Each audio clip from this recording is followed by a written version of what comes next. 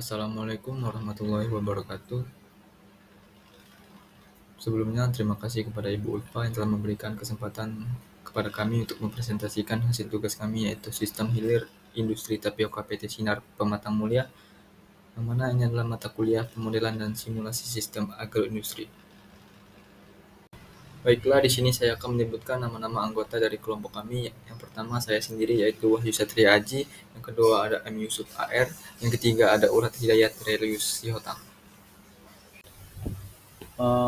Latar belakang kami ini kami ambil di PT Sinar Pematang Mulia, tepatnya di Lampung Tengah, yang dimana ada prosesnya itu seperti produsen tepung tapioka dan kapasitasnya sekitar 500 ton per hari. Yang kedua itu proses produksinya seperti pengupasan, pencucian, pemotongan, ekstraksi, pemisahan, pengeringan, dan pengemasan. Dan yang ketiga itu tantangan utamanya seperti efisiensi produksi, keberlanjutan lingkungan, pengolahan limbah, dan yang keempat itu pemodelan dan simulasi, yang dimana mendukung efisiensi, optimasi, energi, dan keputusan strategis. Dan yang kelima itu ada kulit, ampas, dan air yang bisa berpotensi menjadi sumber energi terbarukan. Oke, yang kedua itu ada tujuan, yang dimana tujuan itu pertama itu menganalisis alur hilirisasi produk tapioka dari ubi kayu pada PT Sinar Pematang Mulia. Yang kedua, memodelkan interaksi antar komponen dalam sistem produksi tapioka, dan termasuk bahan baku, proses energi, dan limbah. Baik, perkenalkan nama saya Muizzudan Yusuf Akbariski dengan NIM 123330090. Di sini saya akan mepresentasikan hasil dari sistem hilirisasi produk dari singkong yaitu tapioka. Nah, yang pertama ada pendistribusian bahan dari petani ke pabrik, dan sebelum memasuki pabrik, singkong akan dilakukan quality control. Setelah dilakukan quality control, akan dilakukan penimbangan. Setelah proses penimbangan selesai, singkong akan melalui proses pengupasan kulit, dan setelah terpisah dari kulitnya, singkong bisa kita rendam untuk membersihkan kotoran yang masih tersisa pada singkong tersebut. Dan singkong yang telah bersih akan dilakukan peremahan atau penghancuran untuk dijadikan bubur singkong untuk dilakukan ekstraksi pati. Nah, pada proses ekstraksi pati ini, singkong bubur singkong tadi akan ditambahkan air untuk dilakukan pengendapan.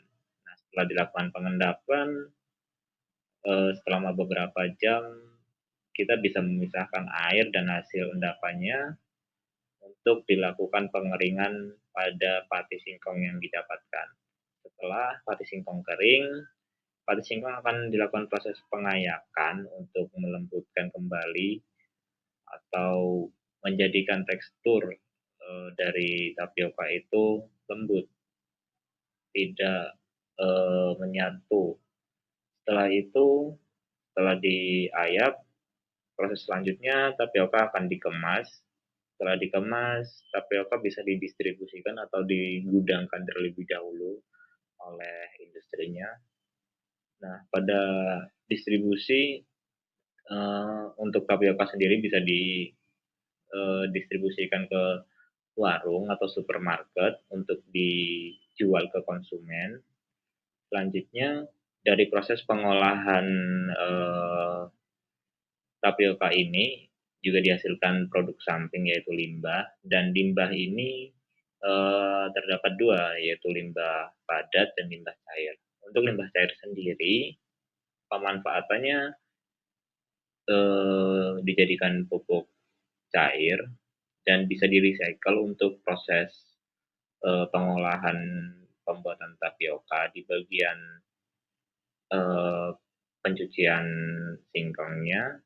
Tentu saja harus melewati treatment terlebih dahulu untuk membersihkan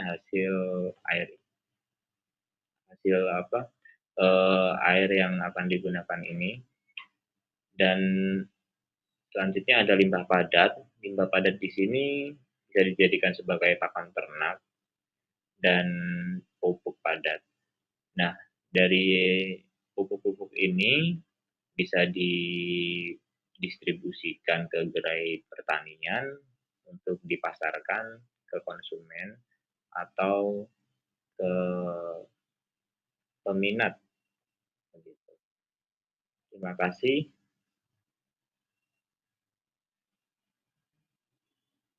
Berdasarkan hasil analisis alur hilirisasi produk tapioka di PT Sinar Matang Mulia, dapat disimpulkan bahwa proses produksi tapioka melibatkan tahapan yang terstruktur, mulai dari penimbangan, pengupasan, pencucian, penggilingan, hingga ekstraksi dan pengendapan pati.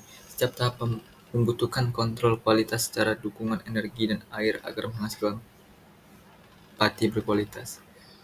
Selain menghasilkan produk utama berupa tapioka, sistem ini juga menghasilkan limbah padat dan cair yang dikelola lebih lanjut menjadi pakan ternak, pupuk padat, pupuk cair, serta bahan daur ulang. Dengan demikian, tidak hanya tercapai efisiensi produksi, tetapi juga tercipta nilai tambah melalui pengolahan limbah yang bermanfaat bagi sektor pertanian dan peternakan. Proses hilirisasi ini menunjukkan adanya keterkaitan erat antara bahan baku, proses energi, produk, dan limbah, serta memperlihatkan model produksi yang berkelanjutan dan berorientasi pada pemanfaatan sumber daya secara optimal. Baiklah, terima kasih atas perhatian dan kesempatannya. Mohon maaf apabila ada kesalahan. Saya tutup. Wassalamualaikum warahmatullahi wabarakatuh.